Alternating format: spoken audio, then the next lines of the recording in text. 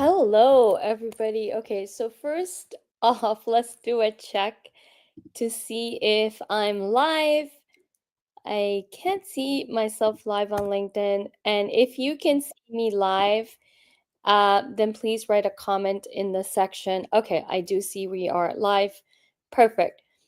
Okay, so today, guys, this is a unique session in terms of well, the truth is, first of all, Happy New Year. And I wanted to help as many people kick off the new year really strong, um, really strong, and hit those goals, right? That you want to achieve in your career. And I did a resume review session. Today was supposed to be my day off. I was taking today and the next 3 days off. And I was going on a little mini vacation just locally here in SoCal, in Southern California. And unfortunately, we've had some severe weather since yesterday. If you're not from California or if you haven't watched the news, there was severe weather yesterday, which did cause wildfires in LA. I'm further away from LA, but the severe winds has basically had me locked up in here. And so I can't go anywhere. And since it's my day off, and I can't go anywhere, I was just going to be sitting at home. So I decided last minute to do this, decided that instead of just sitting home watching TV or shooting and just killing time, why not just use this time to provide guidance? Because I see so many people are struggling to land their next job opportunities. A lot of misinformation is out there. A lot of people are being misguided, or they're taking the guidance and advice, but yet they can't they're still not getting results. So, what I will be doing today is I'm going to be doing various things. I will go as long as I can go, to be honest, and we'll be doing some pocket stuff, meaning I'll be reviewing resumes. I will also be reviewing profiles. I will not review everyone's resumes, just handful of resumes, and I will do LinkedIn profile reviews. I will provide guidance in job search, interviews, how to ace your interviews, how to prep for interviews, everything and everything to do with job search will be the topic today. If needed, happy to. I do have some slides that I will just go by what everyone's bringing to the table and what help you need. So please, if you are tuned in on LinkedIn or YouTube. So this is being streamed live. So I want to give everybody a heads up. This is being streamed live. You can call in and ask your questions. I'm going to drop the link. You can call in and ask your questions. You don't have to have your camera on, just like I don't have my camera on. And you can call in and ask your questions or whatever help you need from me. Just call in. And here's the link to do that. There'll be only 10 people allowed per in the studio. So make sure if you find the studio is busy or full, just wait for your turn and you'll be able to get the help you need. Okay, so let's get started. And first things first, everybody, please take a moment to introduce yourself. Tell me where you're tuning in from, which part of the world you are in, and we can get started.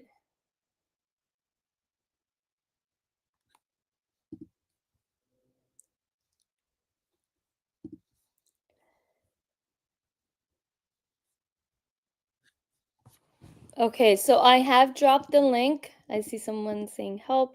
I've dropped the link. Feel free to message me, hop on the call, and message with what you need, and I'll be happy to guide you. Okay, so let's get this going. Those that are in the studio with me, if you have questions, I'm going to give everybody access to speak. And then please type it in the chat, in the private chat, so I know who to call on first.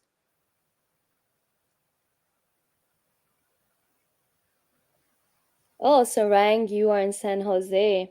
You're on the other side, and I'm on the other side. Perfect. Okay, so let's open the floor for first round. We're gonna do questions. I'm not gonna kick off the segment for resume reviews as of yet because I spent all day. Yeah, I spent almost 3-4 hours yesterday. I did 2 different sessions yesterday for resume review. So I don't want to kick off today's session with resume review. I prefer to provide help and guidance. So who has questions for me?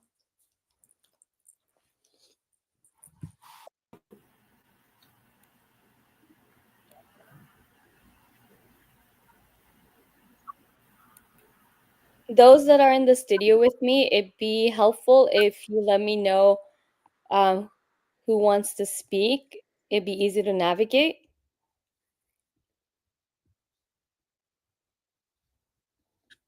Okay, if you don't have questions, if you're on the studio with me, Sarang, Destiny, Kelly, Sukhdeep, Adele, Michael, if you have questions, let me know. If not, then I would request you to leave the studio and give other people an opportunity to come into the studio. The whole purpose here is to help provide the help. And in order for me to help you, you do have to speak to me and let me know what help you need. That's the only way I can help. Hi. Do you mind if I ask a question?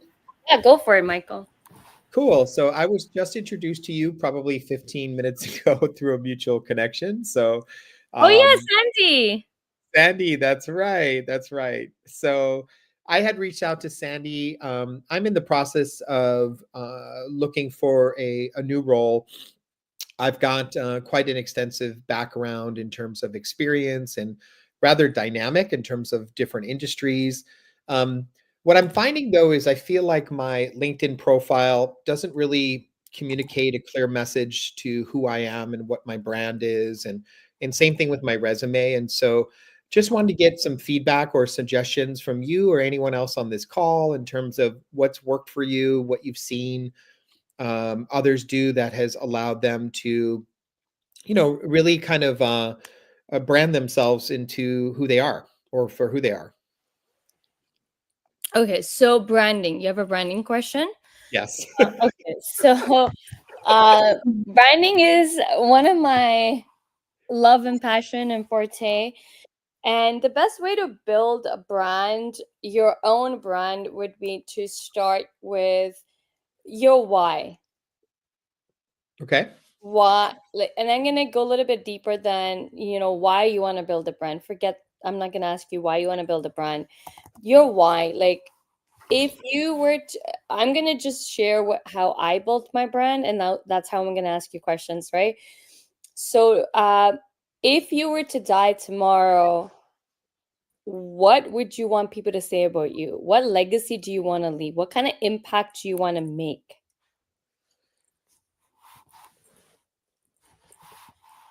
It's the only way to build a real brand for yourself is to ask these hard questions.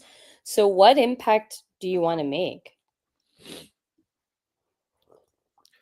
I mean, when you say that, are you referring? I'm assuming you're referring to your professional impact.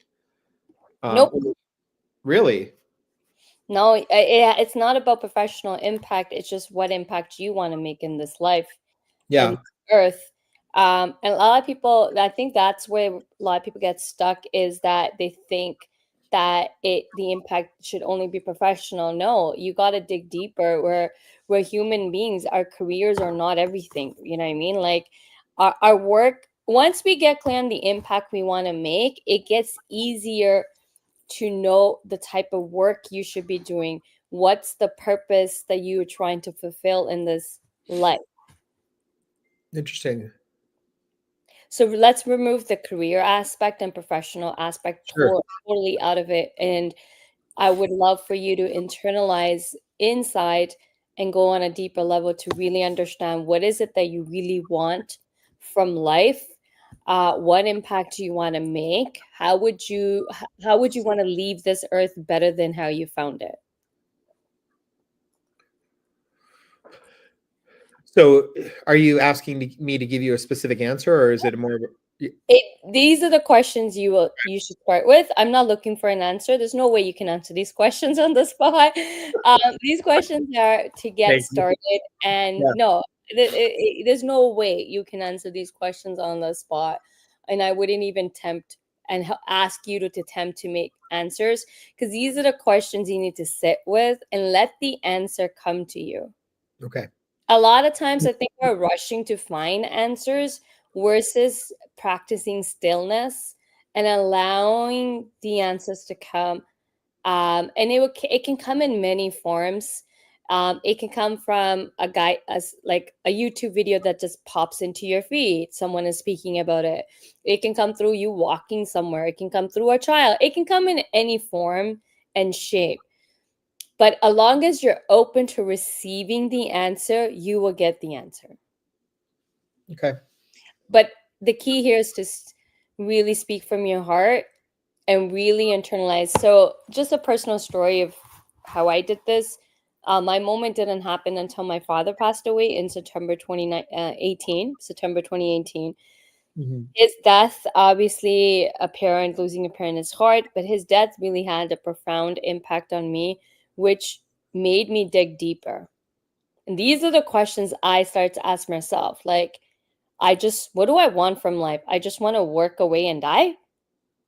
And the answer was no, I don't want to just work, work, work, work, and boom, I'm dead. So that was 100% clear. But then it was like, but what do I want? What do I want from my life? What kind of life do I want? And one of the things that also were crystal clear to me was, um, especially after my dad's funeral, was when I die, I don't want my family and friends to get up and say the good things, because that's natural. They're going to do it. They're my family. They're my friends. They know me. They're going to say it. It's just a natural impact, reaction to when a loved one dies. You're gonna have nice, good things. I don't want that. I want a complete stranger to say, "Hey, she helped me. This is how she helped me. This is her guidance impacted me in this way. She made an impact my life. She transformed my life." So those things started coming to me really, really clear, and that's where, to be honest, the drive of helping people started to. I always wanted to help people, and I just decided that this is it. Like, stop thinking and wanting, like, put it into action every single day. So I started to do that every single day. Started putting myself out there on LinkedIn. I started writing posts like it's no one's business. But I got really raw and candid in my post. I wasn't sugarcoating anything. I don't care if I was offending people with what I was sharing. I didn't care it to glorify things just to get a client. I just became really raw, and in a obviously in a good way, but not like I wasn't like demeaning or yelling or swearing in my post, but just sharing everything that I know working in HR or life, anything I was going through. I shared my grief openly. I also became very vulnerable and started sharing the personal challenges I've gone through being in a domestic violence marriage, how I got myself out of that, the impact, how many times I thought of killing myself, committing suicide, everything. So I just became really, really raw. Wow.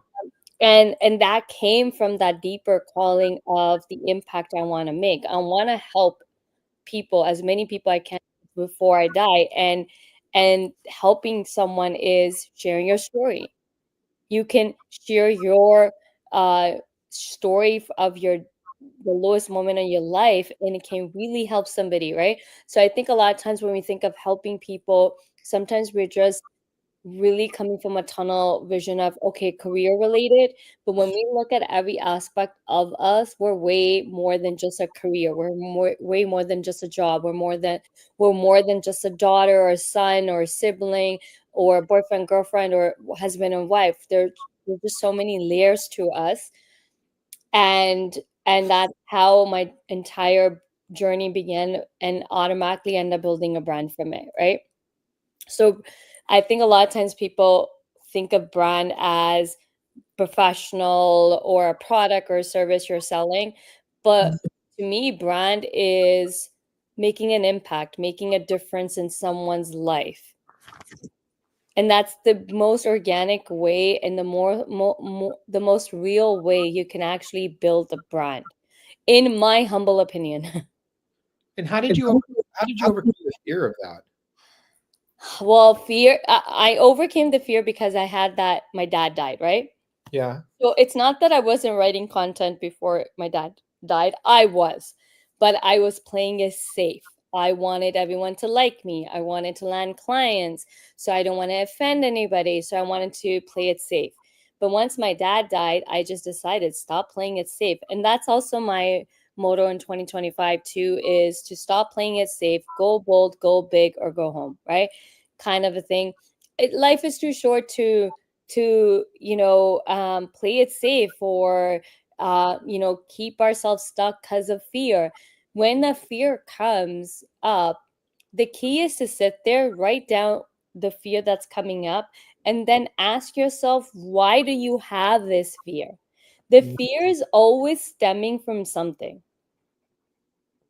We're not born with having fears.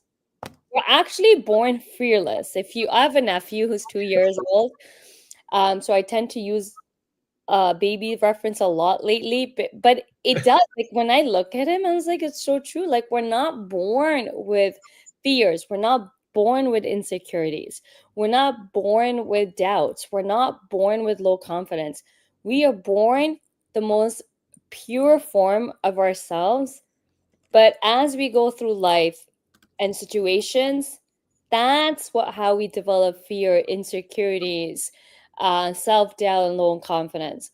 So when a fear comes, sit there, and that's what I do, sit there and ask myself, why do I have this fear? Where is it coming from? What's the origin of it? And I like to get to the bottom of that versus kind of keep just not doing it. And also on the other side of it is, well, so what? So what, you're scared? Like, you can do pros and cons. What's the pro of doing it and what's the con of not doing it? Like, is it worth it to not take action on something you really, really want just because you're scared or you have a fear?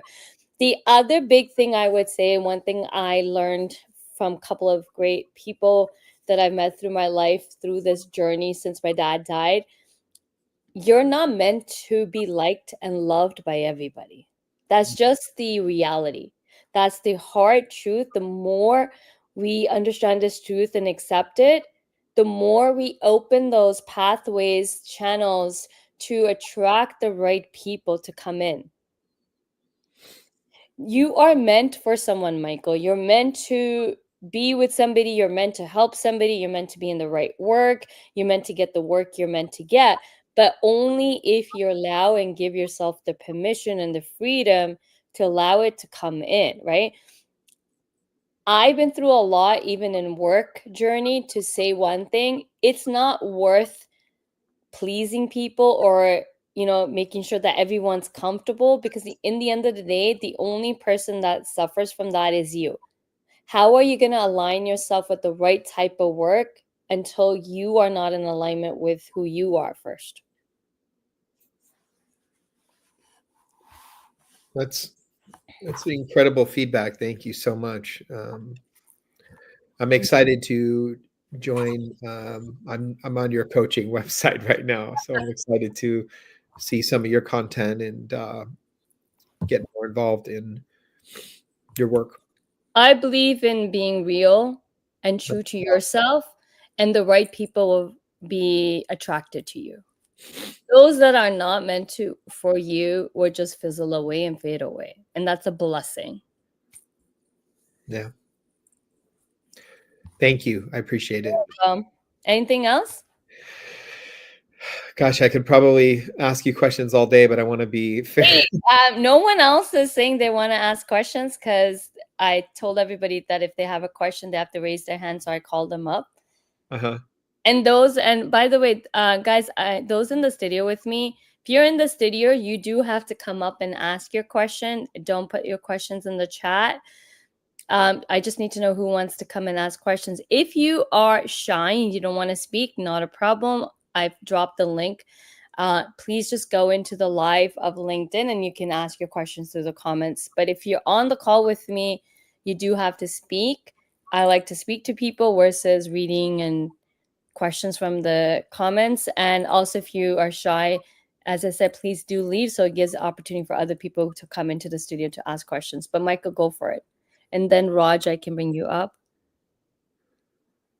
Yeah, If your mic's not working, no problem. Just then feel free to go on LinkedIn Live to ask your questions. Yeah, I guess it's a similar question to what Raj is asking is, you know, I've had my resume redone, and then I found that I wasn't getting the opportunities for the types of roles that I was really excited about, and so I started having other people review my resume and giving me feedback, and gotten totally different feedback from multiple different people. And I'm wondering, you know, how do you filter through that, and decide like what's best for you? And you know, is it better to try to connect with people internally at an organization that you're trying to work for so that there's an referral, or is it better to be one of the first applicants that are applying? Any recommendations on some strategies for you know, being front and center with the recruiting team that's sourcing that role? Okay, so this is a really great question. There's a couple of moving parts. One, I would like to review your resume and then I can figure out the resume piece. Now, Yeah. I want to share something about, I think the biggest misconception here is, you know, you can get your resume reviewed by multiple people, don't get me wrong. But the key here is, I think that the missing piece that no one understands is that I'm going to explain something in simple psychology way. I've broken down recruiters and hiring managers into 5 different categories. I got to pull up my slides. Give me 1 second. Let me pull up my slides. Mhm. So as everybody asks questions,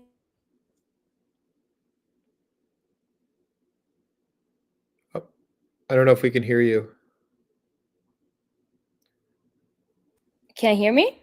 Now we can. Now I can. Yeah, but you broke Okay. up. You said as everyone's asking questions. I said, oh, yes. As everybody's asking questions, if there's any teaching moments that come from it, I will not hesitate to pull out some of my teachings and to explain, to connect the dots. Okay.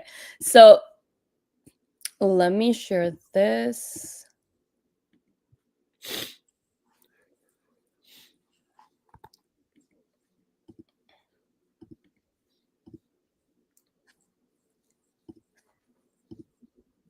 Okay, so for some reason, this doesn't work. Okay, give me 1 second.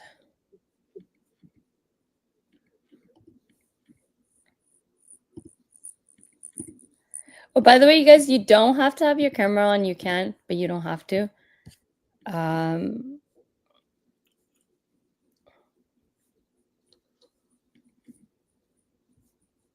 Okay, so there are 5 types of recruiters. Recruiters and hiring managers that you need to first understand before we can write a resume, before I talk about how to approach somebody or pitch to someone. There are 5 types of hiring managers. So this is based from psychology. I've broken down, I learned a couple of these things from great experts as well as my coaches, and I've color coded them. So white type of recruiters or hiring managers. So white type. So what does white people look for? So when I say white color, I mean white as in the color white, not white people. So just full disclaimer, I'm not talking about skin color here, just color coded people into category. So there are five types of recruiters slash hiring managers that you need to understand, and in order to write your resume or your messaging or your LinkedIn profile. And this is based on psychology. So the white type of color, white category. So the first type is the white color. So white hiring psychology just means the white is the innovator or the trendsetter. So white hiring managers or recruiters respond to short communication because they're already sold on you. And this is somebody who's already been either interacting with you, following you, or you really impressed them with your resume. And they're already bought into you. Like, for example, a lot of people who follow me, they've already bought into me because of my content. You've been following me and so on. They have done their research on you, meaning they've full-fledged have done your research and they're already ready to hire you. So these are the quick decision makers, but they're making decisions based on their homework on you, the research. They've already spoken to you, and boom, they're sold. Okay. So these are type 1. Type 2, I call them yellow. So it's yellow hiring psychology.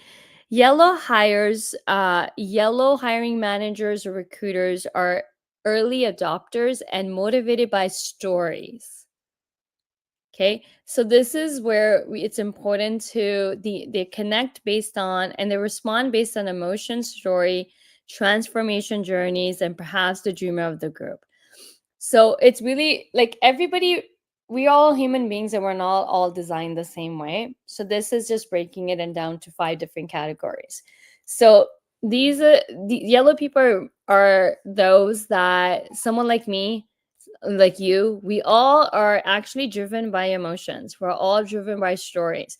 This is where the art of storytelling in your resume and your LinkedIn, when you're in those interviews, if you can tell the way you answer the question, if you can tell in a story format and share and add feelings and share the transformation, you'll be able to connect to the person faster. They'll be able to connect to you faster. The third type are, I color coded this into calling it blue. The blue are laggards, and these are people who don't really are going to be ones to make quick decisions. There's somebody who will question everything. Okay. So they make their decisions based on data, matrix, stats, references, referrals, testimonials, your recommendations on LinkedIn. So they want to see the hard evidence proof before they even decide on you. 4, a group is, I call them the greens. The greens are personality tend to be the idealistics.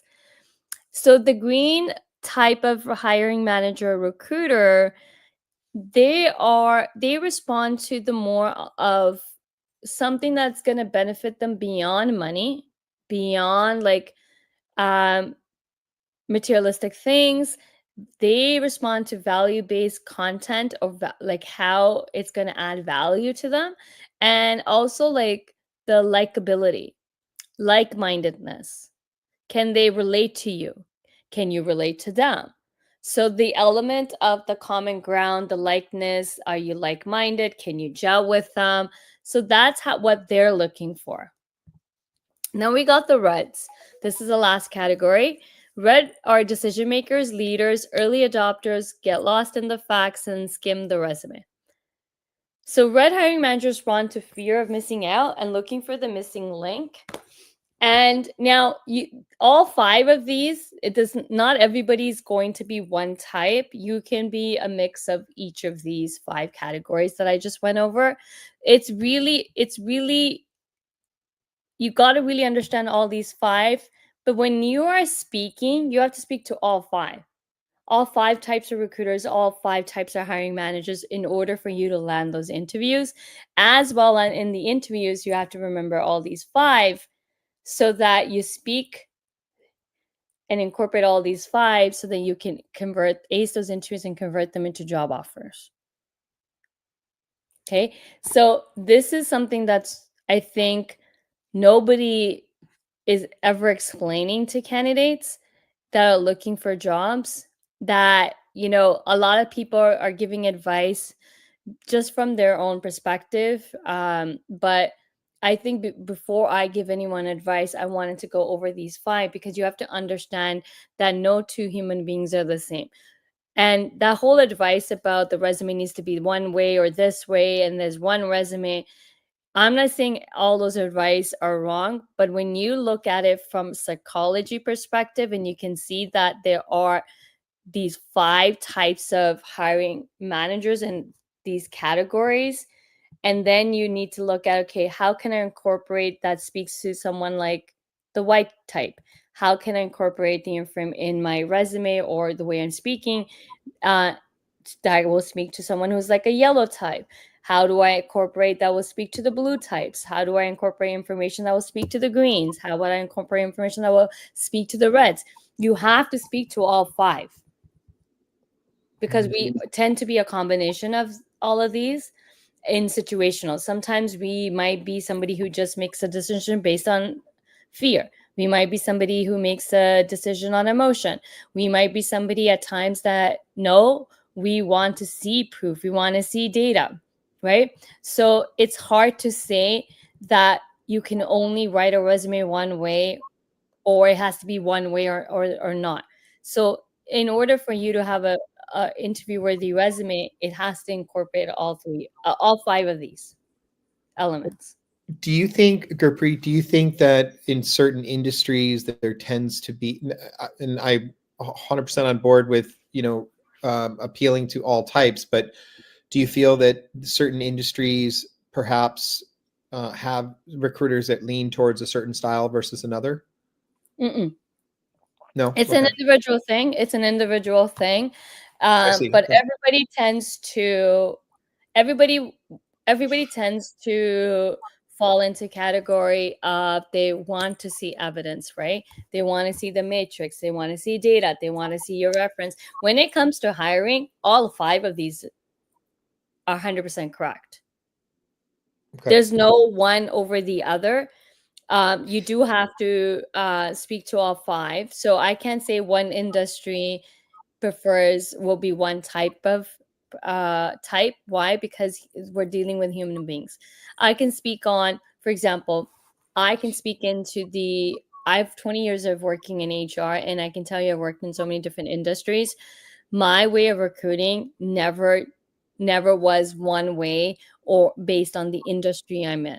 For example, I had a boss that, my HR manager, in my early first years of my career, my boss, he would only read a cover letter, and based on the cover letter, he'll decide if he wants to even look at a resume.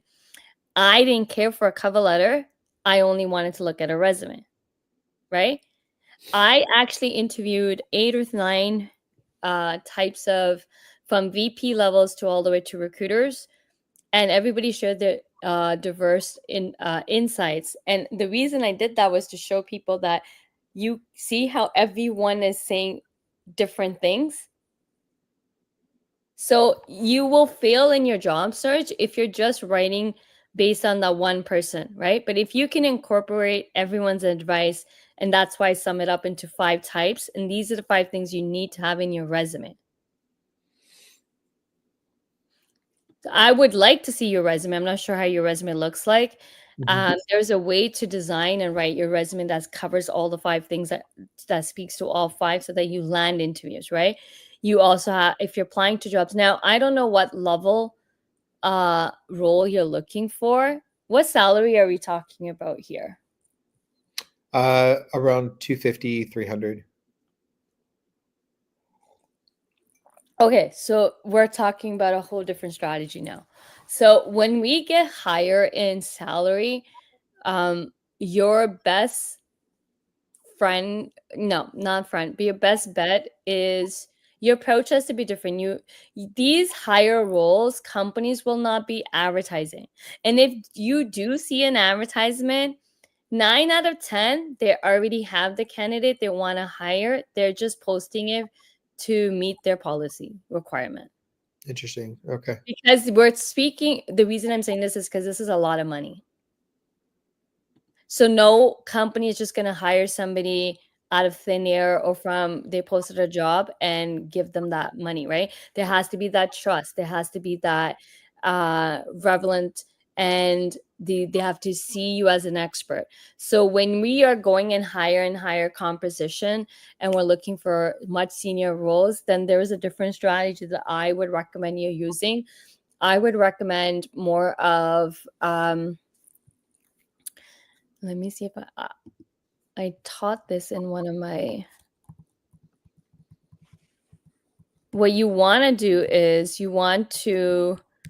Okay, so this is a quick and dirty way to land interviews. Is there is an actual really fast way to land interviews, which a lot of times people miss the mark. Give me 1 second. Mhm. Okay. So a quick and fast way to land interviews is we have to understand a few things here. Okay, so hiring psychology is based on companies are making decision on hiring because they obviously have a need, but the need is driving from a problem, a pain that they need to solve, and they're looking for a next for a desired result, right? So there's a pain and there's a result they're seeking, and this is the solution, right? So the key is you have to position yourself as a solution to their pain that's going to get them the desired result they're seeking. So that's the first element that we need to understand when it comes to um, how we can go about our job search. Okay. Give me 1 second. So the one of the best things you can do is okay, so you have to understand the higher psychology. So first steps is you have to do some market research here. Okay, so there's market research that you need to do. And first step is you need to identify what are you an expert in? What types of problems? So like I'm gonna have to I can send you the link to this all this training that I'm showing you right now. It's free. I put it into 4 parts. First, you have to actually identify what you are an expert in. Before we can even go and land interviews, you need to understand what are you an expert in. So the formula that I use, that I teach my students, my clients, is the way to identify what you're an expert in is I created this formula called PCSRB. So P stands for problem, C is cost of having a problem, S is the solution to solving the problem, R is result, and B is benefit. So the first step is you actually want to do is, so this is the first step you have to do. You want to go through all the roles you've ever had and write down every single problem from small to big that you've ever solved in each of the roles, and apply this formula. Identify what the problem is, what was it costing to have the problem, and then the solution you came up. So identify the solution step by step, what action you took to solve the problem, what was the result, so the outcome from you implementing the solution, and then how did the company benefit it from I it. like that. That's really good. So that's where you need to start first, is you need to identify what you're an expert. Like this formula you apply to your entire career, all your roles. This will then help you be able to get a better understanding about yourself, who you are, what you've accomplished in your career, what type of problems you solve. Also on a bigger scale, it's going to help you identify the type of problems you're actually a genius in solving. I don't want to use the word expert because the expert is the last stage in this process. But what we want to identify what problems you are a genius in solving. And then once we know what problems you're genius in solving, we'll know how much it costs to have a problem. Once we can tie in the cost, it gets easier to have those conversations with people like, okay, you have this problem, it's costing you this much. And when you can talk about how much it's costing them and impact financially, process wise, operation wise, business wise, how this is negatively impacting their business, causing them to lose money, lose revenues. We always want to tie that back to the bottom line of the business. Bottom line of every business is they want to make profits, right? Revenues and profits. So when we can tie down everything to cost, now you're speaking their language. And when we can speak their language, you got their attention. Yep. Right? And then, of course, they want results. They want solutions, right? So when you say, hey, listen, when we solve this, you're going to get these results. Yeah. When you get these results, this is how you're going to benefit, how your organization will benefit from it. And here's the solution to it, right? And then basically you're positioning yourself as a solution. Automatically, that person's going to see you as an expert, right? Yeah. And what are experts? Experts are somebody who just understands your problem, but a little bit better than you do. That's it. Like, I understand your problem better than you do. Hence, I'm able to guide you. Oh, we lost Michael. Okay, so this is the first step. And then once you're able to, oh, there you are. So an expert, what I was saying is an expert is somebody who just understands your problem better than you do. I see.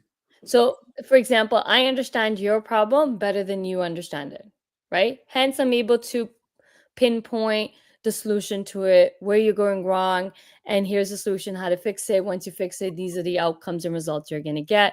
And then I can tell you the benefit of getting it, right? So automatically, the person now, someone sees you on a higher regard, a higher caliber, and in their mind now, you are the expert.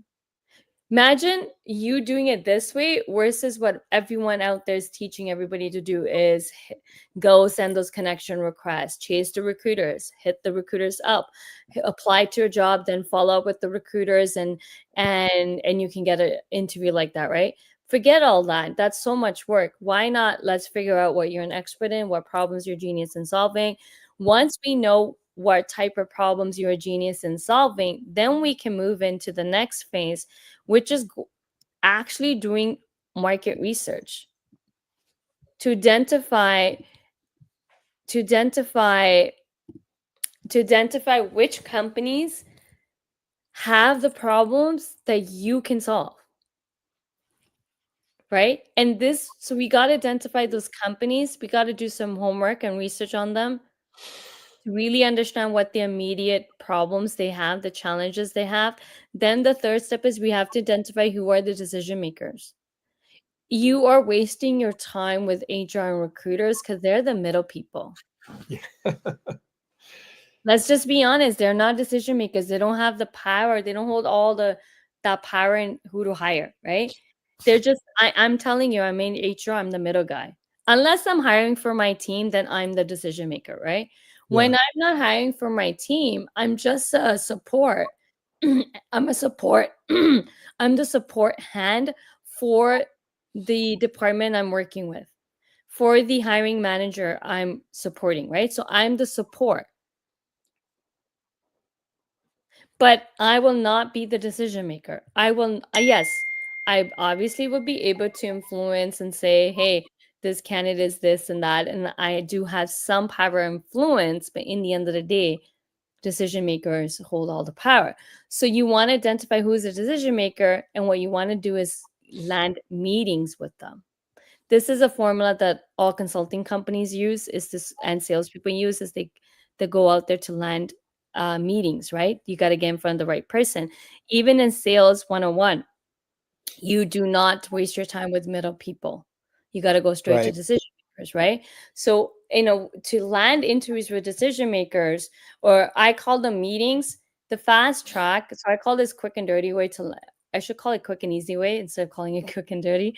Quick and easy way to land interviews is, yes, you need to identify the urgent problems and challenges that they're currently facing, so that when you craft your message to them, it's talking about this, not you pitching yourself, not elevator pitch. You should not be a factor in the conversation at all. And it's all about them. Got it. The next research you want to do is you want to know their competitors. Before you can approach them, you do have to do market research. This is where I use the SWOT analysis, the strength, weakness, opportunities, and threats. And you got to measure them up with the top 2 direct competition. And then you'll be able to, hey, you're the solution, right? Once you get a good understanding of their problems and challenges, again, this requires a deep dive research.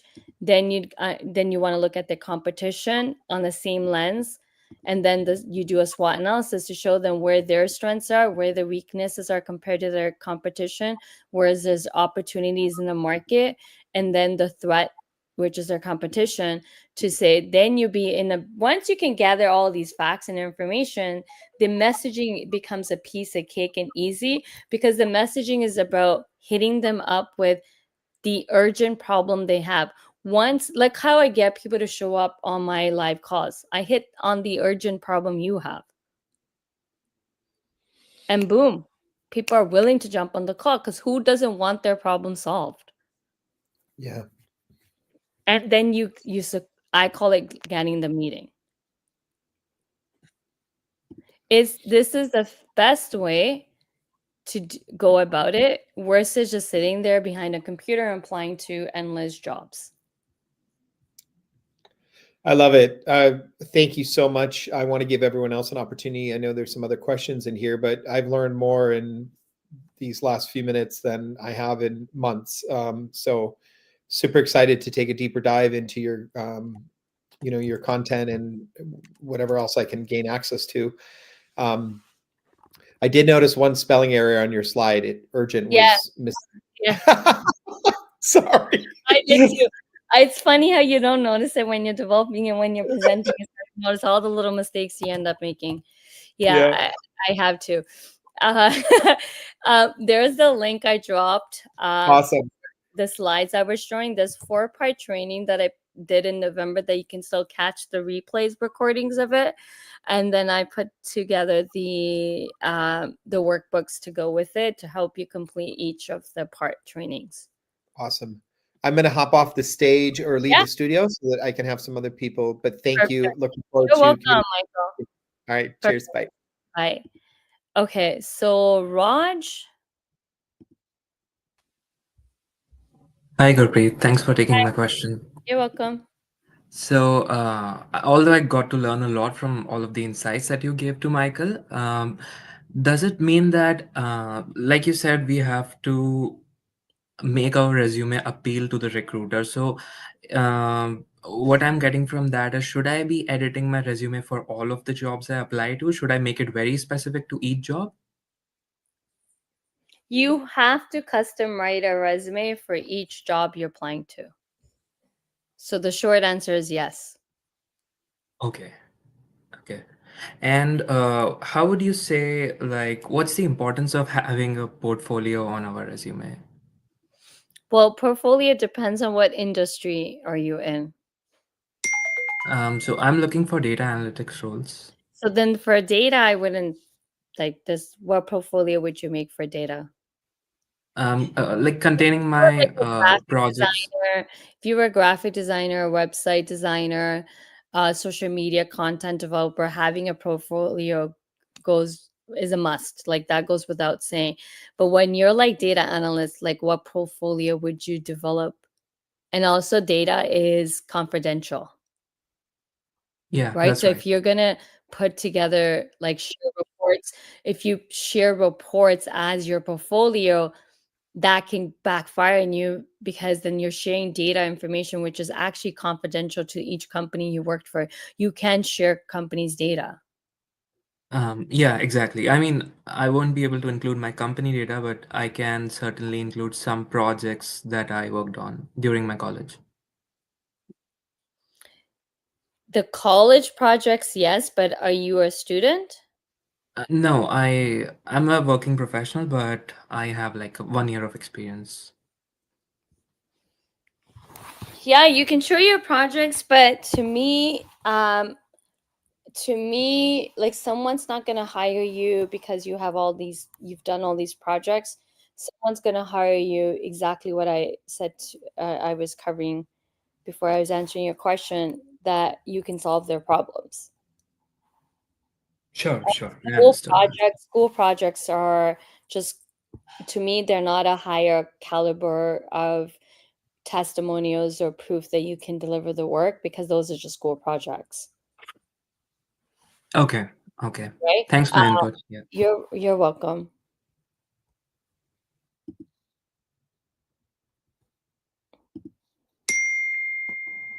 Hi, Gurpreet. Hi. Yeah, I would like you to review my resume and maybe share your insights on it. Okay, so before I get into resumes, what are you struggling with? I prefer people to actually have conversations before I decide. Um, I'm gonna pick and choose whose resumes I'm gonna review. okay. I've been applying to jobs actively, but I couldn't land any interviews as such. Uh, Basically, I graduated last May. Since then, I've been working with some school projects. Some early stage startups. Through my school. So I'm actively looking for jobs. So, but I do have 3 years of experience in India. So I'm not sure. Like I've been applying actively. Somehow I'm not landing any interviews. I feel something is missing on my resume. So I would like some help Do from you have a expert. one-page resume? Is your resume one page? Can't hear you. Yeah, yeah. Is your resume one page?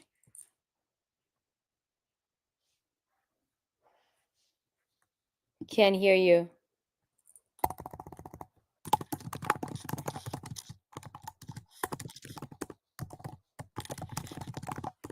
Okay, I can't hear you. Okay, anybody who wants to go next? With the resume, I prefer for everybody to first, tell me what they're struggling with. If I already reviewed your resume yesterday, I will not be reviewing your resume today.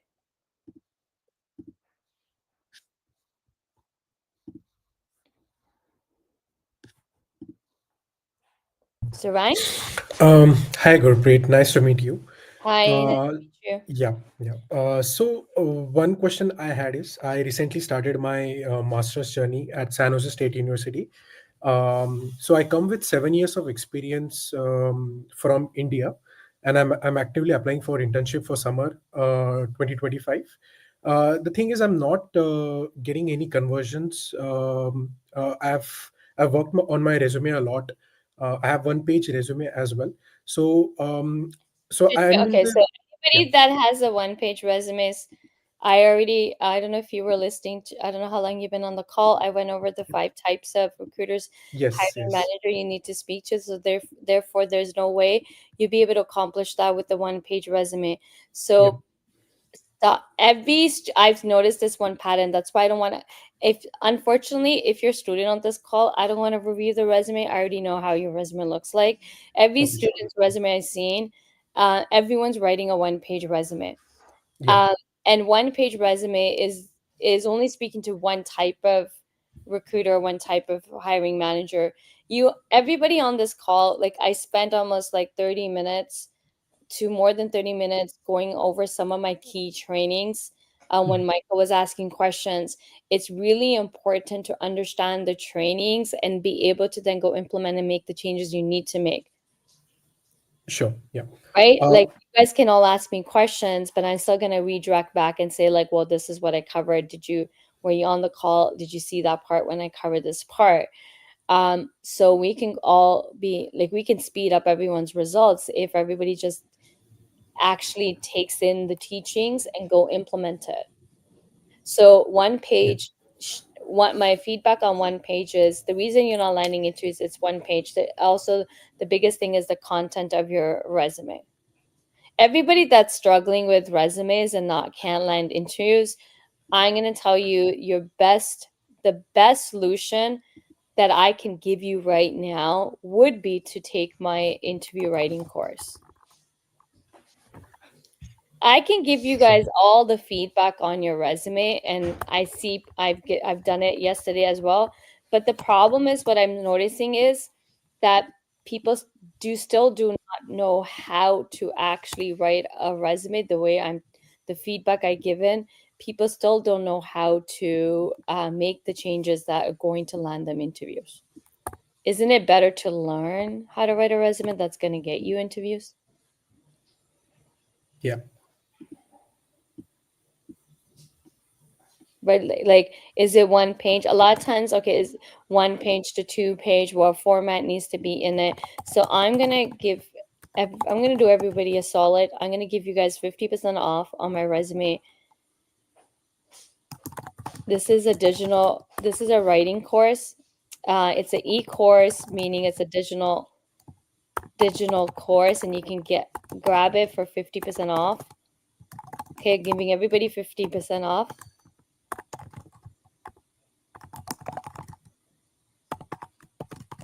Okay, grab it at 50% off. Okay, I will guarantee you one thing: this will be the best investment you've ever made in your job search. Sure. Thanks a lot, Gurpreet. Yeah. To you and everybody, Yeah. not just you, to everyone. Like, this will be the best investment, because without a great resume, you're not gonna land interviews, right? Yes. So instead of what I found, a lot of people are just asking for advice and getting people to review the resume, but the key is you're still going to struggle to write that resume, right? So if you don't know how to write a resume that lands into, I'm not saying people can't run with advice. I've seen people who can run with advice, but I also believe that people still, it's a skill. Just like you went to go get your master's, right? So Yep. that you can get a better job and equip yourself with the right skills to get a better job. It's the same concept. You need to have the skill of writing a resume to land interviews, right? So I'm Yes. not sure why people won't. When it comes to job search, we forget that we also have to invest in those skills so that we can get what we want. Make sense? Sure. Sure. Gurpreet. Yeah. I'll sign up for this. Any other questions? I just had one question. Sure. It's a generalized one. So, like I said, I come with 7 years of experience, again, back in India. So, just a generalized question that you, as a recruiter, what would you like to see? Would you like to see the personal projects that I have in the school, or all those years of experience? Years. Provided I don't come for a Fortune 500 company. So, It is all of these are startups. Yeah. So every company values experience over school. Okay. Education is great, don't get me wrong, nice to have credentials and stuff, but your actual work experience, if you have, will always trump over your master's.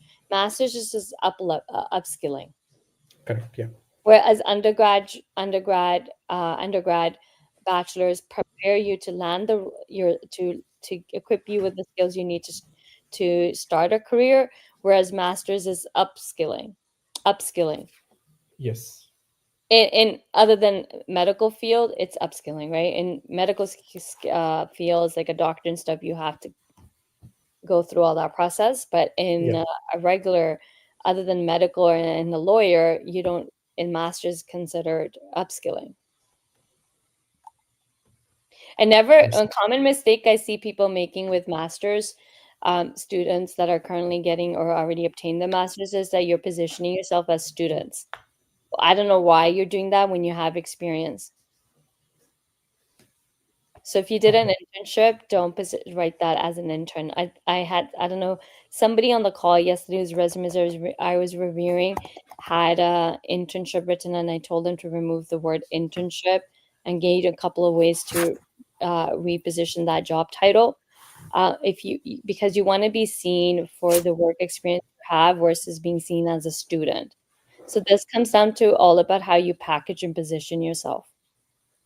Everything always comes down to how you package and position yourself to land those high-paying salary jobs. Your dream roles that will pay you more money for your skills and your expertise, right? You always want to get paid. I can't stress this enough. You always want to get paid for the problems you can solve.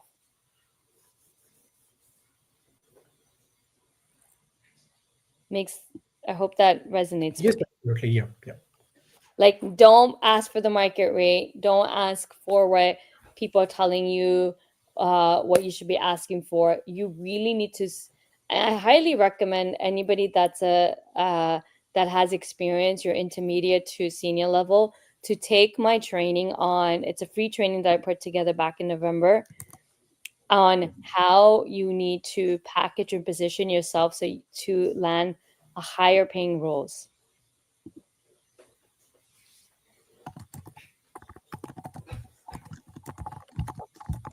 And this is not for new grads or junior level career professionals, but it is for somebody who has 5+ years of experience. This training would be best, and it's free. 4-part training, I dropped it in the comment section in the private chat as well. So make sure you take it. Sure. Thanks a lot, Gurpreet. Yeah. You're welcome.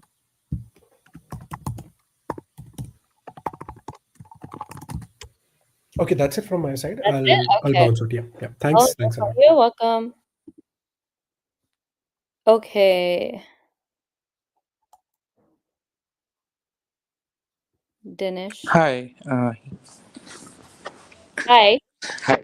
So actually, my question was not, not connected to resume, but I have a resume that is 1.5 page, just because I have an experience of around, I would say, 7.5 years, maybe 8 years, and actually, I'm looking for a business analyst roles, but I'm not really sure. I mean, how do I upgrade my skills into a specific particular field and into business analyst, because that is a vast category, into which I could and upgrade my skills. So I'm just actually confused. How do I upgrade my skills? What are you currently doing? I am actually I'm into loss prevention specialist in at TD, and I have an experience into a banking profession. I mean, last 7 to 8 years. Okay, why do you want to move into business analyst? So just to previously, before I landed to Canada, I was working as a business analyst for 3 years into a financial sector company, wherein my clients were from a banking perspective. I was into a credit risk business analyst, wherein I was to gather the requirements of the business, just like business is my client banking profile. So I have been enjoying. I mean, that was really interesting for me. So I have been looking for business analyst roles over here, but currently I'm working as a loss prevention specialist just because there was a better opportunity over there. So I just jump into that profile right now. So you already have experience working as a business analyst. Correct. Yes. Why Yes. do you feel that you need to upskill? Because in back in India, that was, the SQL, the Power BI, that was not used to the core as compared to over here. I mean, where I'm seeing over the description and everything that they are expecting from a candidate is something to a core application kind of a thing that they are expecting, that all the dashboards, the reports should be Yeah. prepared in such a Okay. way to the core level, but that was not back in India. Okay. That's So why. go and do it.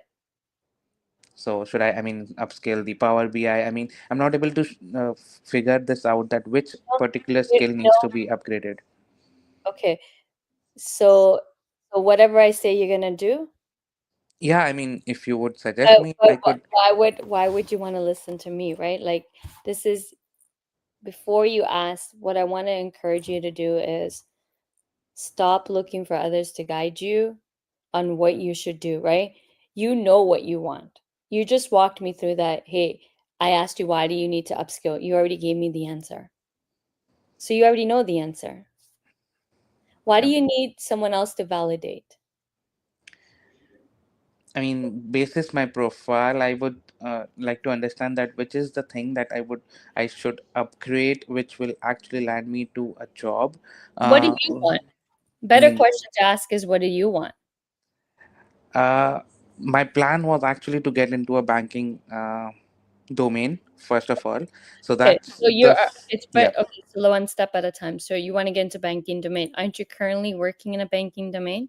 yeah. I'm into a banking domain, Okay, but it's so you into already calls. okay, It's into calls. but it's still banking, Yeah, it's still right? banking. So Correct. it's Correct. still in the banking industry. So you already got that down. Next. Next is like getting into kind of projects that I used to handle previously back in India. I know I can't get the same thing, but talking to the clients, I mean, that was really interesting that I keep learning Okay. something new Yeah. every day. Okay. Okay. Yeah. So I got the just because that's really easy. You have to write your resume with those experiences to land those type of roles. Correct. I don't know everything about you, but what I'm picking up from you is I think you're focusing too much on external factors versus looking at everything you already have to go get the Okay. what you really want. I am a firm believer in you don't upskill when you're looking for a job. You upskill when you already have a job. This is where a lot of people are going wrong is when you have a job, you don't even think of upgrading, upskilling, nothing. When people are out of jobs and they can't land jobs, then all of a sudden they feel they're lacking something. So that's when everybody starts to think of upskilling.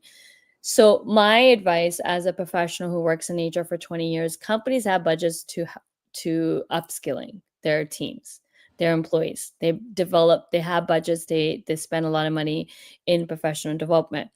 When you have a job is when you want to think about your professional development, have those conversations with your managers, and so you can do that. So I used to do this in the corporate world. I do career mapping for each of the employees to help them guide their career paths in the organization and as well as outside of the organization. So the biggest thing what you want to do is you got to be in the power and driving seat of your career. You need to stop looking for other people to tell you what to do. You need to know what you want. Then you go look for the right people that can help you get where you want to go. You're looking for Okay. me to tell you or go get the skill. I would end up misguiding you because I'm not you, right? Correct. That's like Yeah. someone telling me that, okay, let's say I want to lose weight, right? Yeah. I can take all the advice in the world. I'd like, why do people go on diets and stuff and it doesn't work out? Because those are quick fixes and they're not permanent solutions, right? I know what I need and what's going to work for me, right? Um, Correct. Yeah. we can't look for other people to guide us. And when you're looking for someone else to tell you what you need to do, to me, that's the number one sign that you have low confidence in yourself. You don't believe in yourself.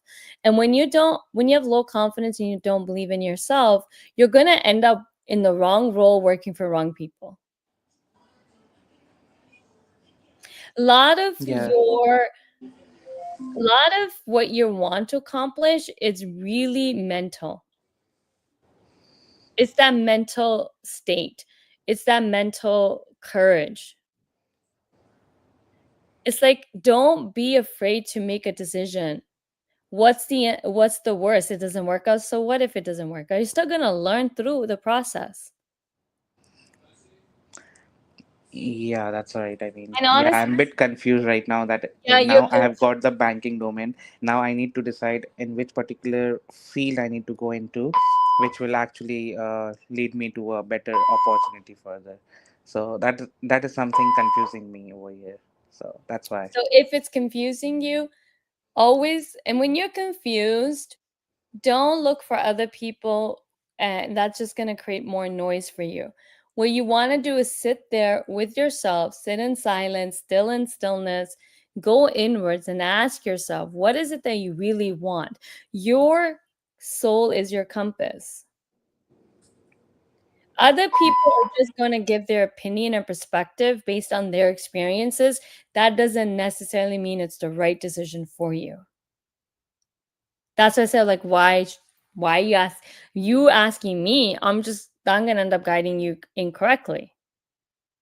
or correctly, like that, like Yeah, why? I mean, it depends on the field. I mean, I'm not really sure that you have been working previously. You would be having some kind of Yeah, experience back. but Yeah, but but I don't know what you want, right? Like why right. Yeah, you who knows you the best? You do. yeah, that's right. Other people's opinions of your career path is not their business. It's your business to know what you want and then go get it, right? So you need to know what you want from your career. Why are you so afraid to drive your career and own what you want? Career and a job are two different things, right? Now, if you're like, oh, I'm lacking this, okay, work towards it. When did you come to Canada? May 2023. It has been Okay, more than 1.5 years. okay. So it's been more than 1.5 years. How come you haven't upskilled already? How come you didn't get all those skills you need to get into a BA role? So it's like, I mean, I have been trying to upskill. I have done the Power BI, the dashboards and the reports and everything. I mean, I was doing it until the end of 2023. And I was actually planning to get a job which is not into calls, just because, I mean, I did not wanted to get into it because I have So been in this one second, roles. 1 second. My question was just very simple. How come you haven't upskilled? And you said you have. Great. You've got the skills, you upskilled. Yes, yes. So now the next, once you've got the skills and you upskilled, you can go to upwork.com and get the experience as a freelancer, get some small projects for BA. And so you can start building that experience that's going to help you land the next role in a permanent role that you want. Because Okay. companies are Yeah. not touching you because you don't have the experience, right? Number two thing is your biggest obstacle and barrier is that you don't have Canadian experience. The key is to understand how the industry that you're trying to get into, how it operates, and how is it different from your home country. How is Canada different from your home country? How is it similar? So do a SWOT analysis, the strength, weakness, and opportunity threats in the two countries. I can guarantee you the experience you have from your home country will outweigh of everybody in Canada, because you have something that local candidates don't have. Canada is not the well versed or well advanced country when it comes to a lot of technology and stuff. Business analyst is a business analyst. That function doesn't change from country to country. The only things that are changing is, yes, the skills, Yeah. the language. So you got to understand how to speak the language of the country you're in, and how your industry speaks in the new country. So it's a language barrier. So Mm-hmm. that's quick and easy to learn. Also understanding the industry, the ins and outs, and then how do you now write a resume that's in alignment? Your biggest asset is the fact that you don't have Canadian experience. Yeah, that's the thing, and also, I mean, maybe I'm thinking, overthinking it, maybe, but I have not studied over here. I have It directly doesn't come out. matter. It Yeah, doesn't I matter mean, if you haven't yeah, studied here. IT is IT. correct.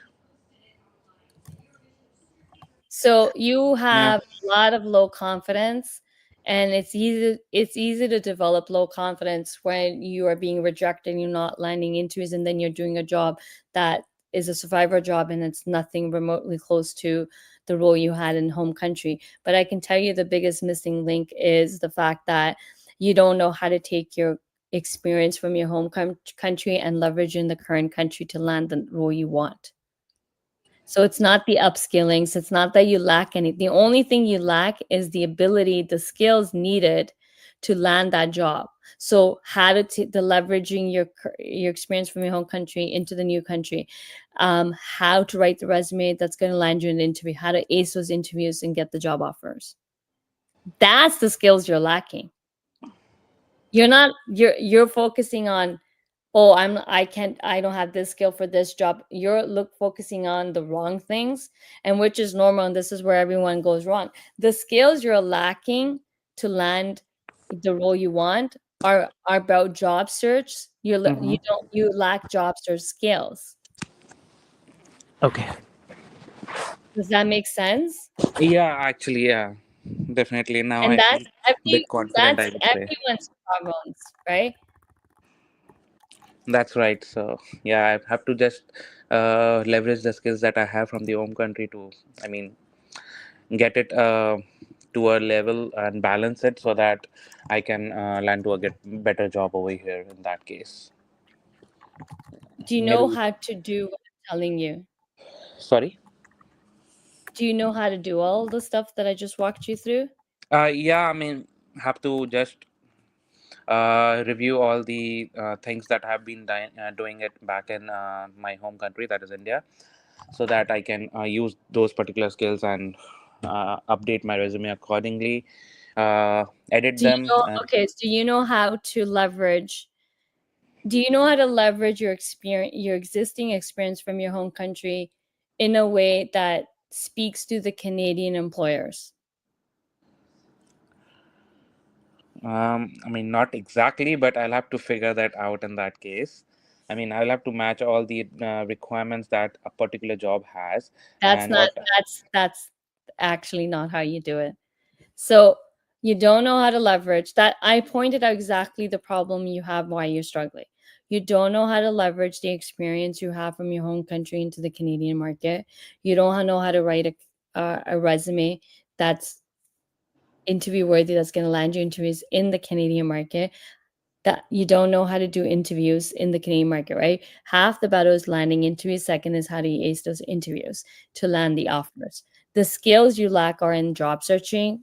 Nothing, not anything in your profession you lack. You already have everything to skills, credentials, experience to land the role you want. But what you don't know how to do is how to leverage your experience, how to write that resume.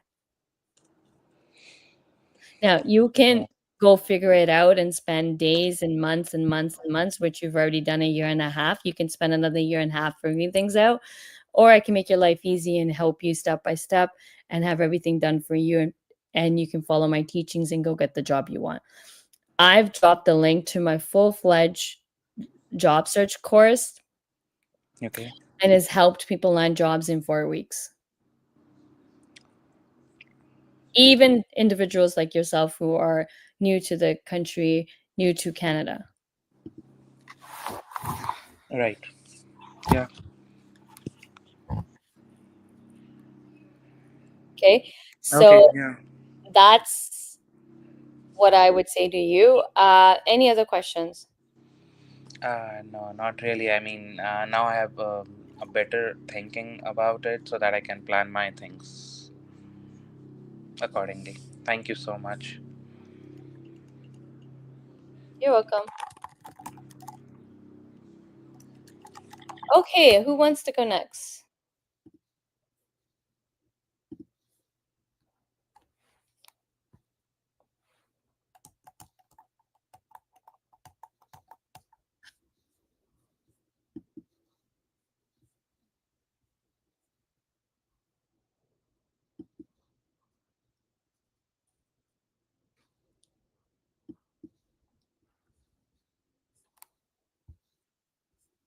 Okay, so if you're joining me in the studio, if you're still in the studio with me, do you have any questions?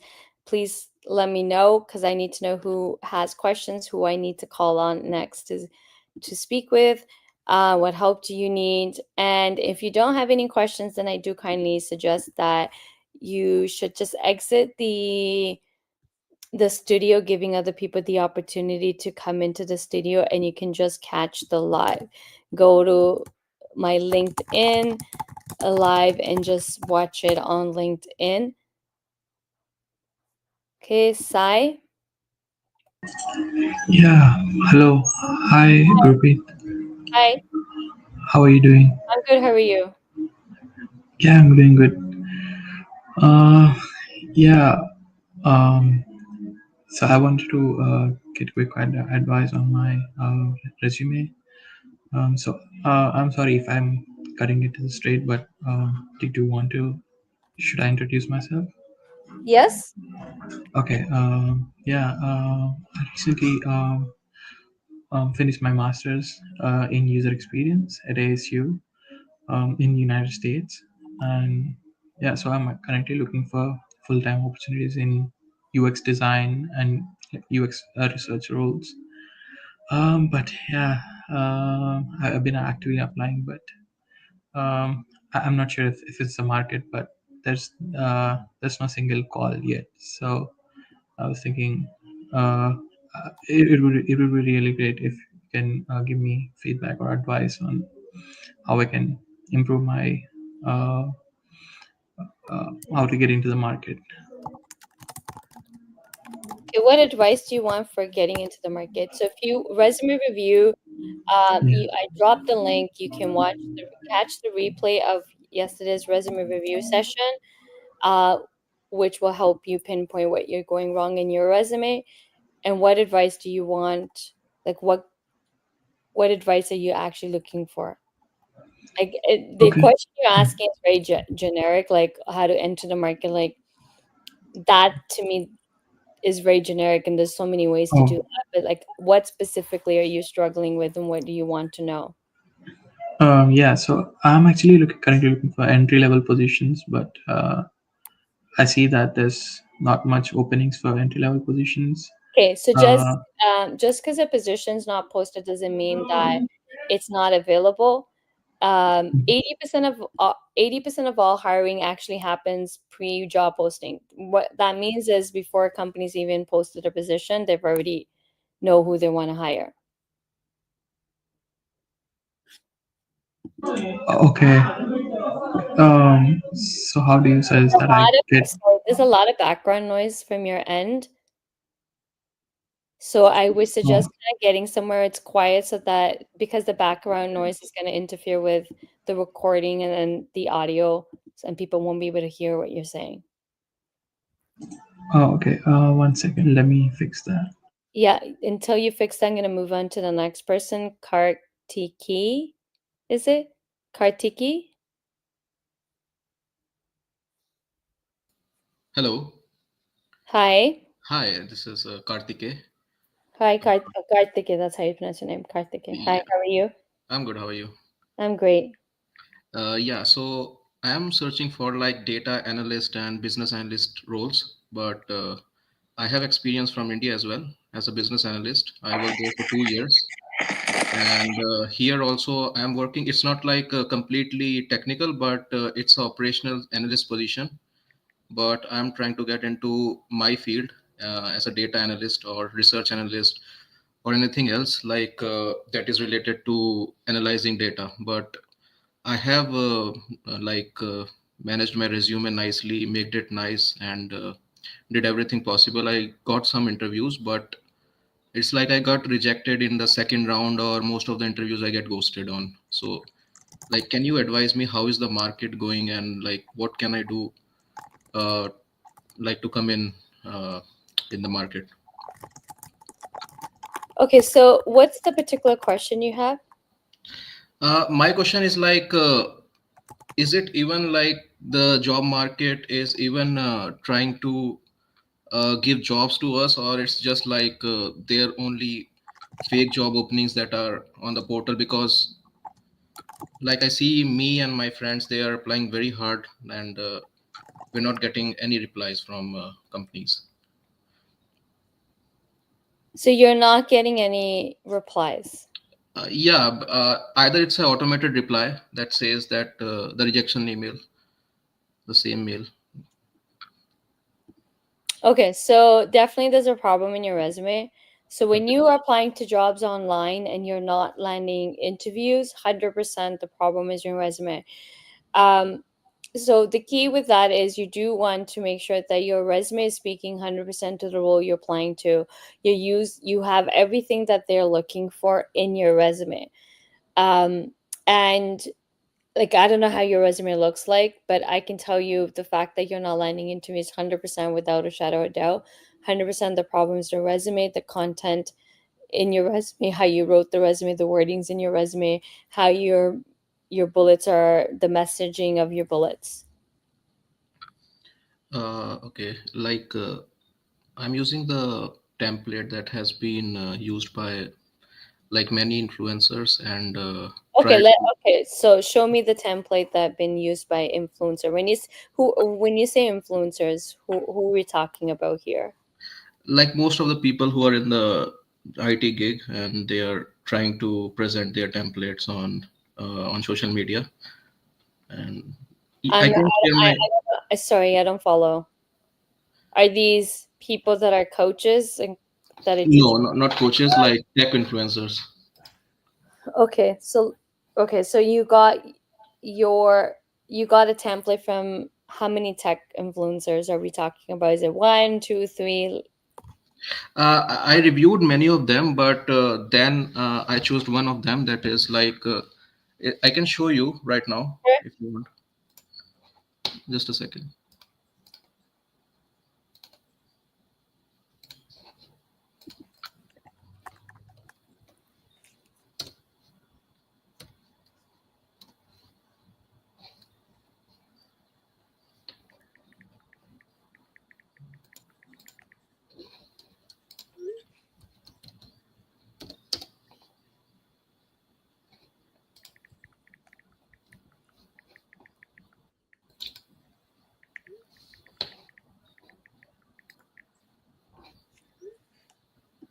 Sorry, my system is kind of lagging. Just give me some time. No problem. While we're waiting for Kartike to upload his resume, anyone else has questions?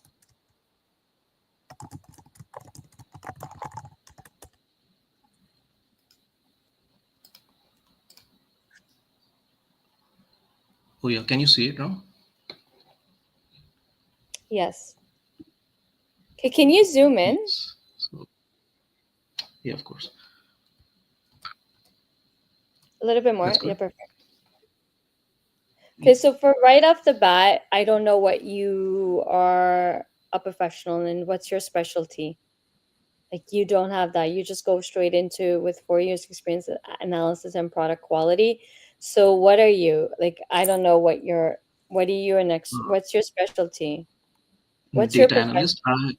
Yeah, See, data yeah, analyst. see, Previously, but that doesn't yeah, say that, right? sorry. So you're basically Previously, I wrote it here in between my name and these details here. I but wrote it between this, I but don't. Okay, Kartike, I'm only going by what you're showing me, right? Doesn't matter yeah. what you previously did. I'm only giving you feedback on the resume you're showing me. So when I take a look at No, this, there's I don't know what your specialty is. So basically, you're leaving me to guess. Also, I specialize in leveraging tools. Like you go into talking about specializing in tools and you list a bunch of tools when you can easily list the tools in the skills section. okay. Same thing with proficient in advanced skill Excel. Again, those are just tools you know how to use. They should just be listed in the skills. Create dynamic data again. So your entire summary is just you talking about the skills you have. And that's why I don't like summaries. You're not supposed to write a summary. What you should be doing is writing about your what value add are you going to be delivering to the company? How are you going to add value to them? How would the company profit from you? Oh, okay. What's the ROI the company's going to get if they hire you? Hiring is an investment that company's making. They're paying your salary. That's coming out of their bank account to pay you. But in order to do that, they're going to only hire you when they can benefit from you. So how will they benefit from you? Okay, that should go in the summary section, right? There's no summary section. Okay. It's called I see. This is why I'm not like the only reason I want to see your resume is because you said you got it from some influencers. This is a problem about influencers. People just have generic stuff that they're just giving out to people. Yet 99% of these influencers fail to really help people. None of their templates are really helping people. You don't have a profile summary. We don't live in a world. The world we live in is changed. Let's be honest. Yes. No, the world we live in has changed. These summaries, I learned how to do the resume you have. I learned this when I was 16 years old in 1996. Okay. Yeah. But if you look at the world in 1996 to the world we live in, hasn't it changed? Yeah, it's changed Is now. it? Are we in the still the same world that was in 1996? No, right? So then why are we still writing resumes the way we learned them right from the get-go of our careers? Why? I just something I want to connect the dots for everybody. I need everybody just to stop and think for a moment. How is a resume you learned how to do 4 or 5 years ago going to work in today's world? Same thing, the things you learned 4 years ago in your profession are not relevant in today's world, no? Yes, exactly. Why do we need to upskill and upgrade? Because we need to keep up with the times. We need to keep up with the change. We need to get on board with new technologies, right? So why aren't we getting on board on new way of writing a resume or innovations on resumes? Why are we still writing resumes 4 or 5 years ago when the world was different compared to how the world is operated today? I'll be very honest. The minute we got smartphones, the world has changed. People's attention spans have changed. Then we got social media in the mix. People's attention spans are like less than 3 seconds now. The world we live in today is a world, I'm going to say it, is all about what's in it for me. That's the world we live in today. People do not care about you, they only care about themselves. So I care about what I want. You care about what you want, right? Now, if I wanted to get someone's attention, look how I got your attention. Yes. How did I get your attention? Let's talk about that. How did I get your attention? Like I was Why looking. why are you on this call? How did you get Uh, on this I call? Let's follow start you on LinkedIn, and I go through your posts and all. That's how I just saw your post right now, and I was also free. I just got in the call. So you saw the post. What Yeah. about the post that made you want to get on this? Yeah, because I'm struggling with my search. That's why. Okay, you've been following me, you saw a post and you're struggling, so I touched on your problem, right? Yeah. I touched on what you're struggling. Yeah. And that's why you're here, right? To get the help. Yes. Okay, now if the post read, hey, come talk to me, get to know me, let me talk about myself, let me tell you about me, would you show up? Mm, You wouldn't. Let's no. be honest. Let's just be honest, okay? Yeah. You're not gonna show up on my LinkedIn Live if I said, hey, show up on the call with me to get to know me, come and say hi, and let me tell you about me. You're not gonna show up, let's be honest.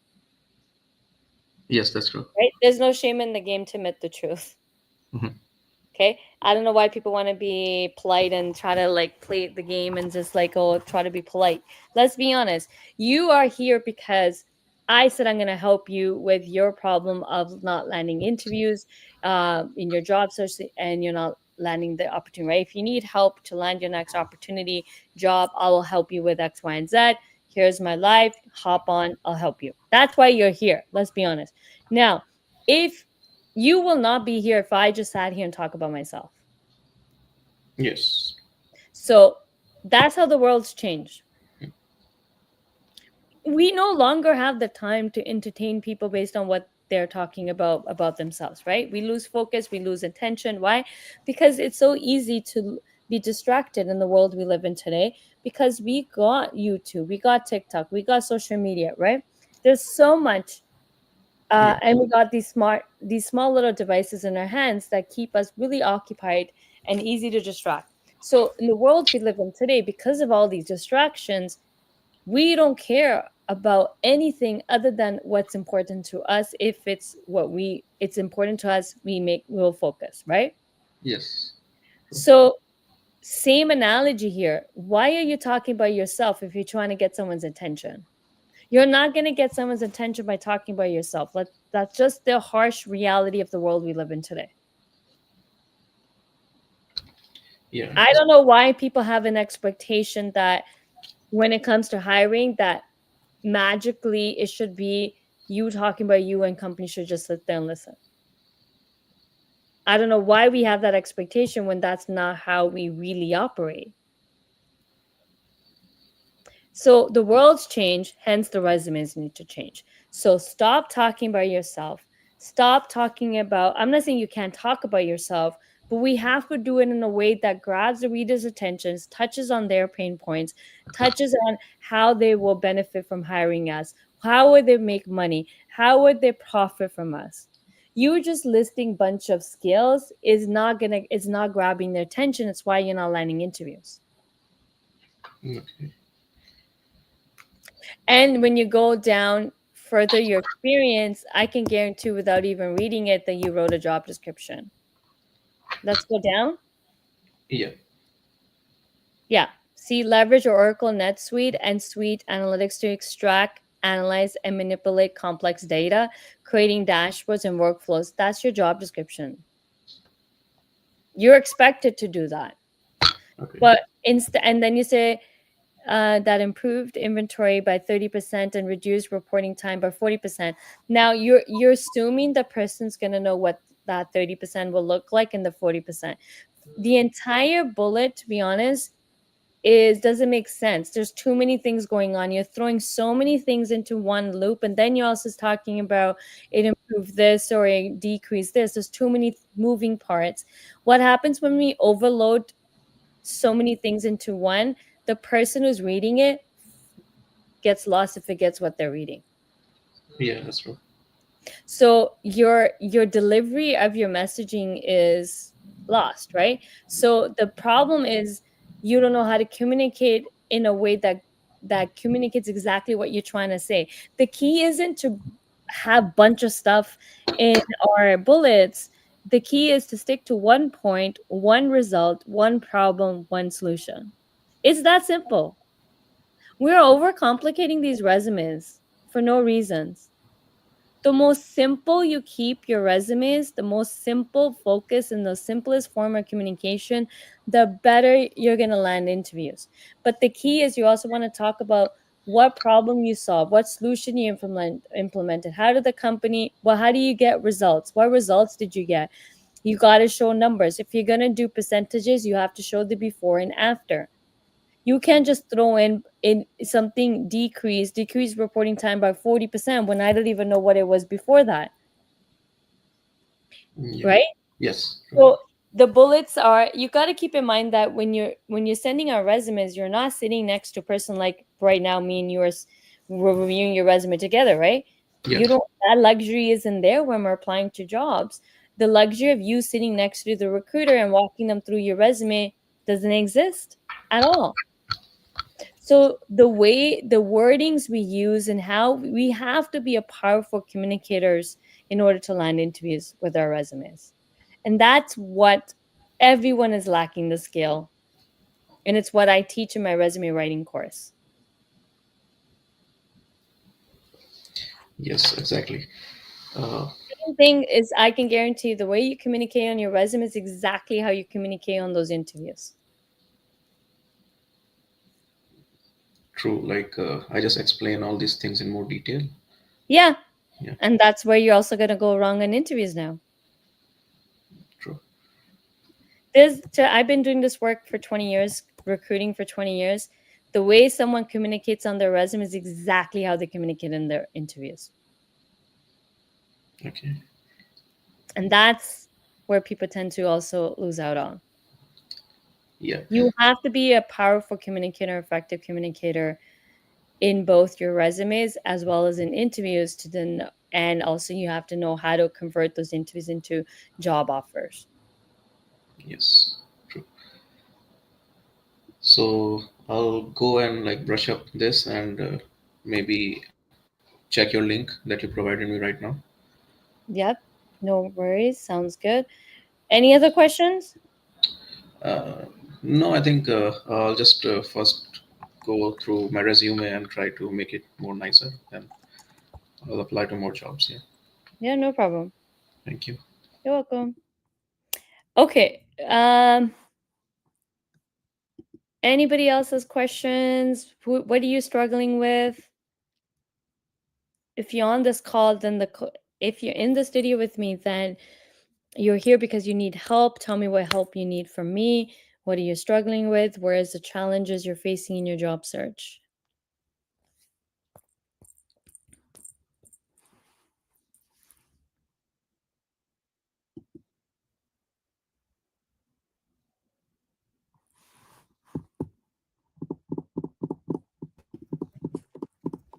Hello, Gurjinder. Hi, Hi, Gurpreet. How are you? I'm good. How are you? Good, good. Thanks for asking. Yesterday also I joined your session, so today I got your notification that you are live today also. May I show my resume to you? I don't want to get into resumes right now. What are you struggling with? Today I'm picking and choosing whose resumes I want to review. Okay. You Just can let just watch the replays from yesterday's. There was 2 sessions I did. Today I'm being selective of whose resumes I'm going to review. Okay, thank you. Just let me know a few questions like regarding the resume. Like in my resume, I just mentioned my highlights of qualification, then show my education, then skills. Then I did a 1 year of co-op in ViewTech. So I just mentioned the number of project which I did, and after that I show my academic project and certification. Is this the right format for the resume, or I should? It's not about the format. Most importantly, it's what you write in your resume that's important.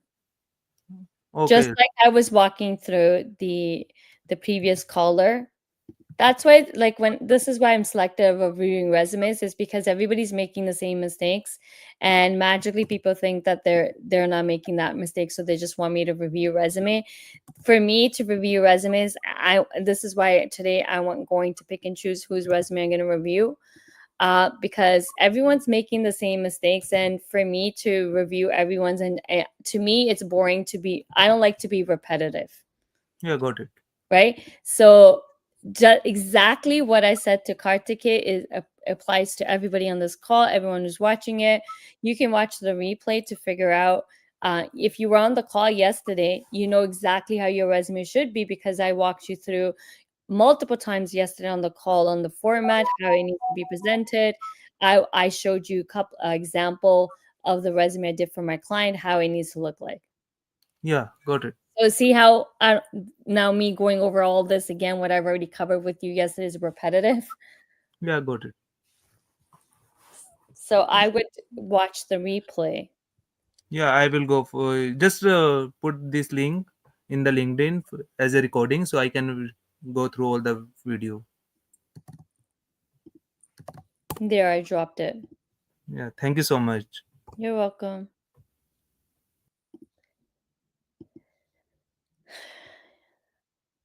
Efforts to support you. Hey, thank you, Russia. Thank you so much for always showing up and supporting me as well. Shout out to you. If anybody doesn't know Russia is a mindset coach. She's amazing. You know, a lot of the reasons why we're not where we want to be in life or career, a lot of it, believe it or not, what no one tells us is that we're not lacking anything. The only thing that's standing between what we want is our own blocks, our own mind, our own thinking patterns, our own belief systems. She's somebody who I had a pleasure of having on one of my trainings, and she talked about how you can, you know, have a shift in your mind to get the desired outcome you're looking for in your life or your career. So someone I highly recommend following is Russia right here.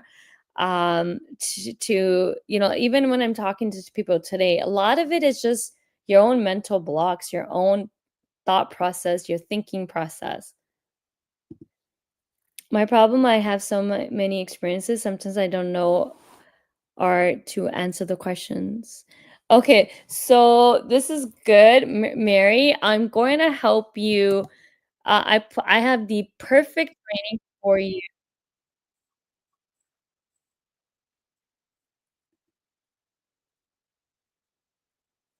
Oh, that's one of my clients who landed a job offer. So I would, you know what? I want to take a moment to share some success stories, but let me drop for you, Mary, the training that's perfect for you. So let me just take a moment and just share some success stories of my clients who have, you know, here's a course that I put together.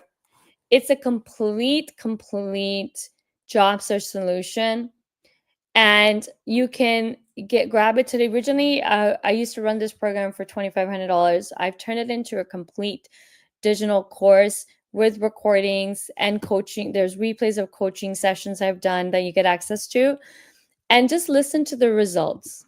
That support is from your job search or boost program that I got. I just blindly followed everything that you had from the time that update your resume, make it more like a star methodology, bullet points. What is the issue you had? What was your role? How did you resolve it? What was the end fruit that the company gained? That really helped me, and I just had to make sure that I have those things in my first page. Once I followed your program, I just went through everything step by step. Even at the time of interview, I made sure that I was able to highlight the pain points that the company had, and then I would say this is the solution I had from my previous company, so I could do the same for your company.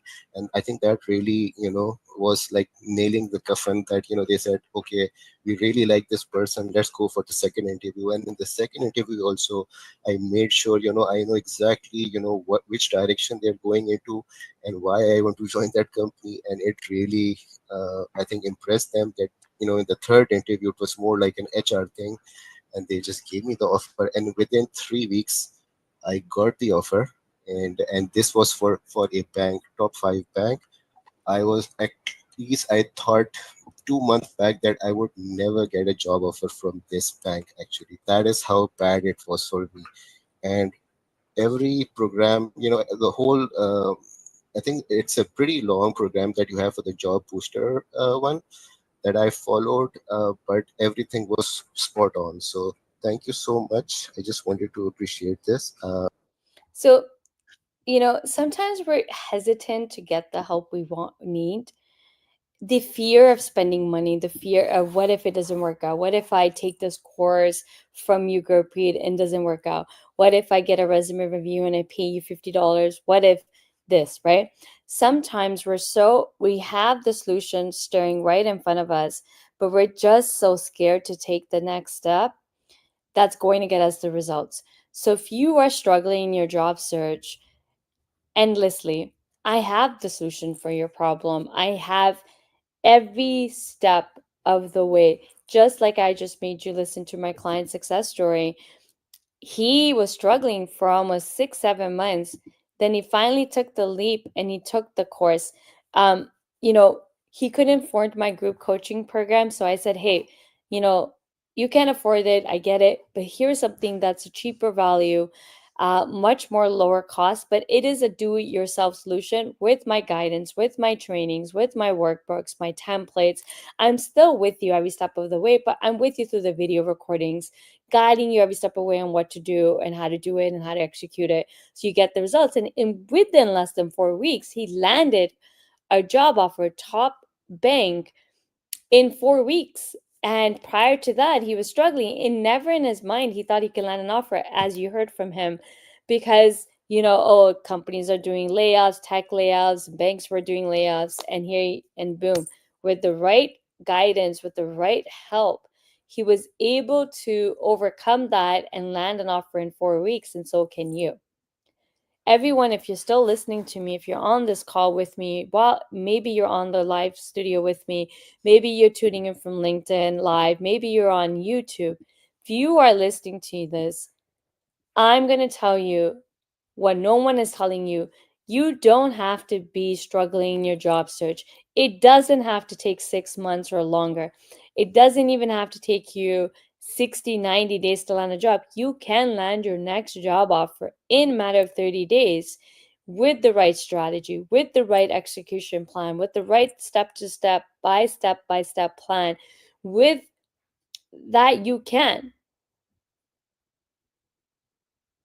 Right? So a lot of times people are just the noise. You have to tune out the noise and believe that you can. And that's why I created that course, the Land a Job in 30 days. I've been running that for 5+ years. And people have landed jobs in 30 days. Someone has even landed jobs in 28 days, right? You can land. Why do we feel that we can't land a job in the 30 days? Why do we feel we have to struggle? Why? Because someone said we have to struggle, because someone said the job market's really bad, because someone is telling us that we can land a job in 30 days. And so we've just made up our mind that we have to struggle in order to land a job. But I getting refused because too much experience. Okay, so Marie, that means what that means is you're applying to the wrong jobs. I highly recommend you taking my 4-part career challenge. It's called 4 Days Career Challenge.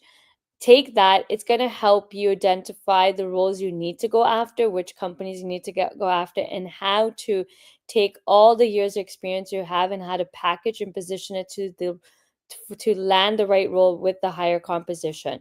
So if you're being refused because you have too much experience, to me that means you're applying to the wrong jobs and you're going after the wrong companies and wrong jobs. Mainly you're going after the wrong roles. Hope that helps. Anybody in the studio that's still here with me, do you have questions?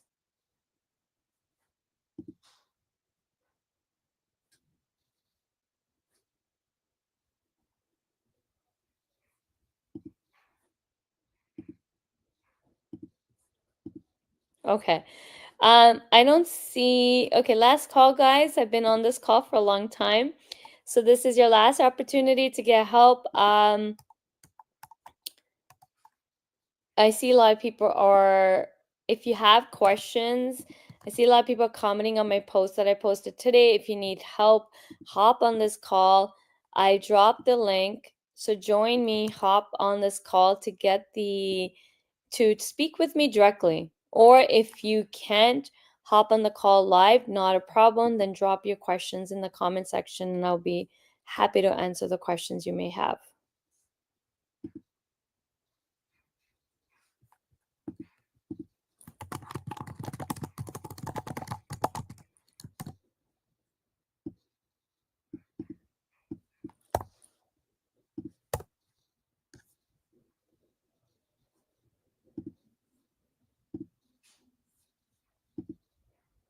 You're welcome. So I did drop the link, Marie. It's called the 4 Days Career Challenge. I will drop it again. I highly recommend you taking that training. It's free. Sign up for free.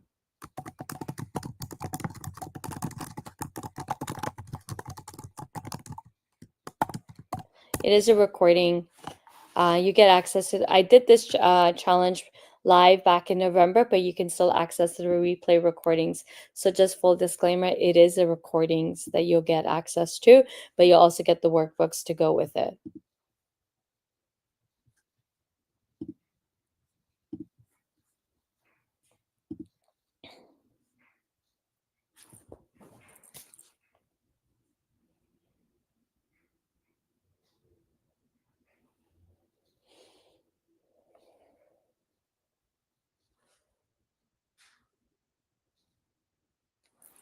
I just sent the link. If you just look in the comment section, I sent the link already.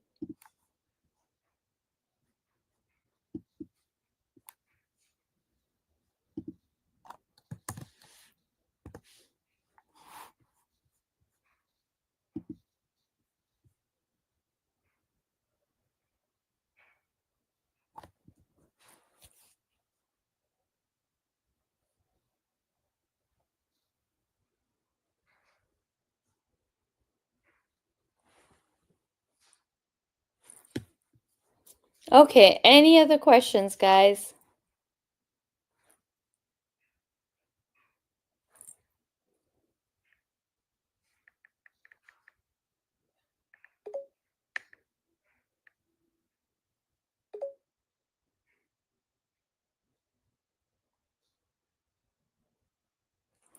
Okay, no, okay, I'm gonna wrap up here.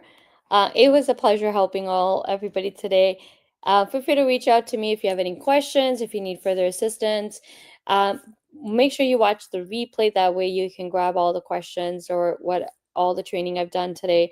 Beginning of today's session, I actually taught a few things, so it would be worth the while to just watch the replay and watch the beginning. I did go over a lot of key elements on how to present yourself, messaging, how you can quickly land interviews. I taught that in the beginning of today's live. So thank you so much for tuning in. It was a pleasure speaking with everybody. Until next time, have a great day.